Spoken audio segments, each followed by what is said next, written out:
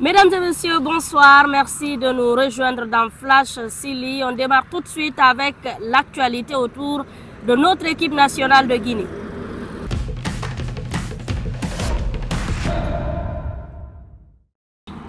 L'actualité sur le Silly ce soir, c'est justement ce open press qui a eu lieu dans la matinée. La cellule média de la Fédération guinéenne de football a organisé donc cela pour permettre aux journalistes de poser des questions à 6 joueurs de l'équipe et au sélectionneur national Kaba Diawara. Nous avons tendu notre micro à Mohamed Bayo qui est revenu sur son but mais aussi sur sa confiance. Écoutez. Ça fait toujours plaisir, on pense à notre famille, à nos parents, à tous ceux qui nous ont soutenus durant ces périodes-là. Et le fait de marquer, c'est comme si on leur rendait un petit hommage, donc ça fait toujours plaisir. Ça me met un peu plus de pression ou bien en confiance? Non, ça fait du bien. Moi, je suis toujours confiant, je suis toujours sûr de mes qualités, peu importe ce qui se passe, que je marque pendant un match, 2 matchs, 3 matchs, que ça ne marque pas, la confiance n'est jamais ébranlée. Donc ça fait trop plaisir, mais on continue.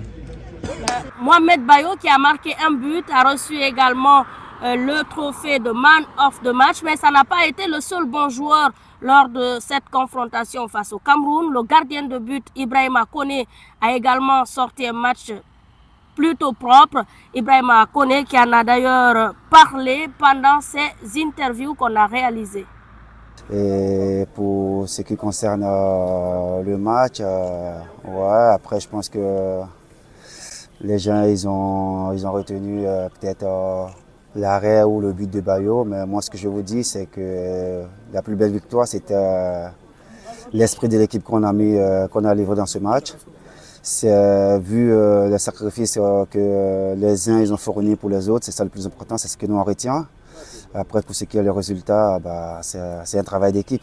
Ce match contre le Cameroun a été marqué par plusieurs événements. Ce geste magnifique de Agibou Kamara envers François Kamano qui a été expulsé dans cette partie. On l'a vu venir vers le joueur pour essayer de lui remonter le moral. Qu'a-t-il dit à François Kamano et surtout, est-ce qu'il a désormais une place de leader dans le groupe? Élément de réponse, suivez. Non, personnellement, je ne suis pas un leader parce qu'il y a j'ai mes grands frères ici et qui fait ce rôle très très bien, Nabi, et puis François aussi. Particulièrement moi et François, et nous sommes d'accord, nous sommes très très d'accord. Et puis il me donne des conseils. Après, dès qu'il a pris le carton rouge, moi je suis parti directement le voir parce qu'il n'avait pas le moral. Si on perdait, tout le monde va s'attaquer à sa famille et ils vont commencer à l'insulter sa famille. Donc c'est pourquoi je suis parti envers lui. Je lui ai dit frère, nous sommes une famille ici. Donc ce match-là, on va jouer pour toi. Après les Lions indomptables du Cameroun, la Guinée doit affronter la Gambie pour sa deuxième sortie dans cette CAN 2023. Le match se jouera le 19. Guinée-Gambie, ça sera donc un remake des 8e de finale de la dernière édition. Mouktar Diakhabi en a d'ailleurs parlé, vous allez l'entendre. Ce match sera particulier. Oui, ce match est particulier parce que c'est un match crucial. On sait que c'est la Gambie qui a éliminé la Guinée sur les derniers matchs de qualification, sur la dernière CAN, pardon. Et l'objectif, c'est de continuer sur cette ligne-là avec la bonne mentale pour affronter ce match avec de la confiance et être centré au maximum pour pouvoir gagner ce match.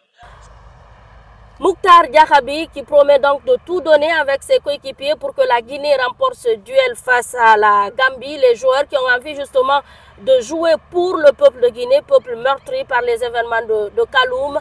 Les joueurs, vous le savez, étaient d'ailleurs allés sur le site pour voir l'étendue des dégâts et voir les sinistrés avant de bouger. Écoutez les propos du défenseur guinéen.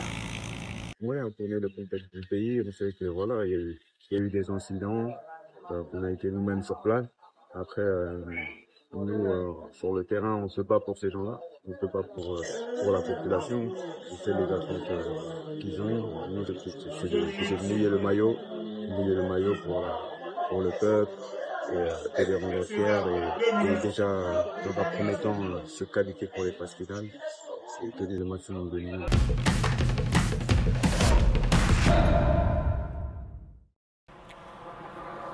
Actucan à présent avec le démarrage demain de la deuxième journée des phases de groupe de cette Coupe d'Afrique des Nations Côte d'Ivoire 2023. Au programme pour le groupe A, la Guinée équatoriale sera opposée à la Guinée-Bissau. Le match se jouera à 14 h. Puis ensuite à 17 h, ce choc des titans qui opposera le pays organisateur, la Côte d'Ivoire, au Nigeria. Et puis à 20 h, il y aura une autre grosse affiche. L'Égypte donc affronte le Ghana. Côte d'Ivoire, Nigeria, un choc donc des titans que les éléphants ont envie de remporter pour assurer la qualification dès cette deuxième sortie. Le sélectionneur Jean-Louis Gasset, en conférence de presse, a déclaré, je cite, « Nous avons un collectif, nous allons imposer un match intense au Nigeria. La bonne attitude dans ce match, s'améliorer par rapport au premier, avoir plus de maîtrise technique, être plus habile dans la transmission du ballon. » Fin de citation.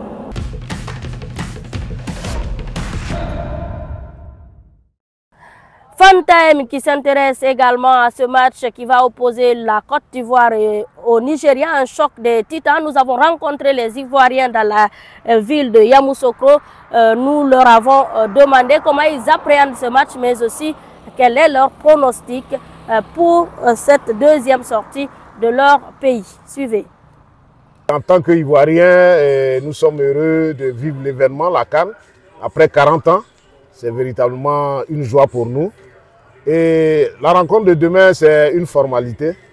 C'est une formalité, oui, parce que l'équipe est vraiment en pleine forme. C'est vrai, même si le premier match, nous avons un peu tâtonné, mais là, nous sommes rentrés maintenant dans la phase de jeu.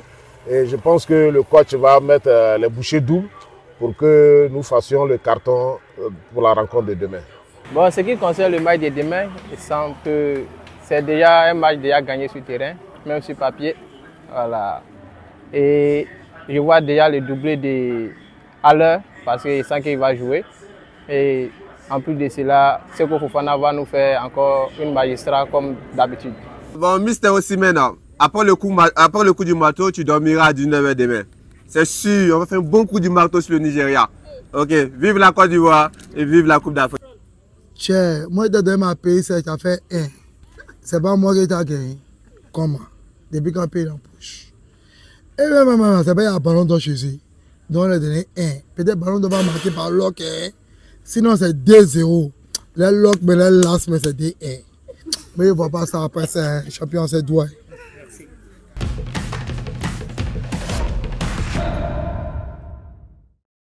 La Côte d'Ivoire qui organise donc cette 34e édition de la Coupe d'Afrique des Nations l'organise seule, mais il y a eu quelques fois où la Coupe d'Afrique des Nations a été organisée par 2 pays, donc une co-organisation. En quelle année a eu lieu la première CAN co-organisée et qui étaient les 2 pays à le faire?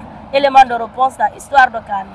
Pays qui organise une phase finale de Coupe d'Afrique des Nations. Cela s'est produit 2 fois dans l'histoire. La seconde fois, c'était au Gabon et en Guinée équatoriale, en 2012. Mais quid de la première fois? Cela s'est produit en 2000. Le Nigeria et le Ghana abritent la compétition cette année-là. Une grande réussite. Le couronnement du tournoi offre une affiche de rêve. Le grand Cameroun, amené par le phénomène Samuel Eto'o, affronte le Nigeria qui signe son retour après 2 éditions manquées.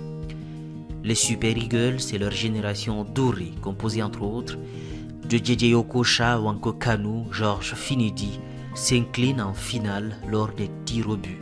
Le Cameroun remporte son 3e sacre continental. Laurent Etamemayer finit meilleur joueur du tournoi. Le prix du meilleur buteur revient au Sud-Africain Sean Bartlett, auteur de 5 réalisations. C'était Flash Sili, merci à tous de l'avoir suivi. Merci également à Salif Premier pour cette magnifique tenue dans nos tenues traditionnelles. N'hésitez pas à le contacter sur le numéro qui s'affiche pour faire vos tenues. Merci également à l'équipe technique derrière cette émission. Prenez soin de vous. À demain pour un autre numéro.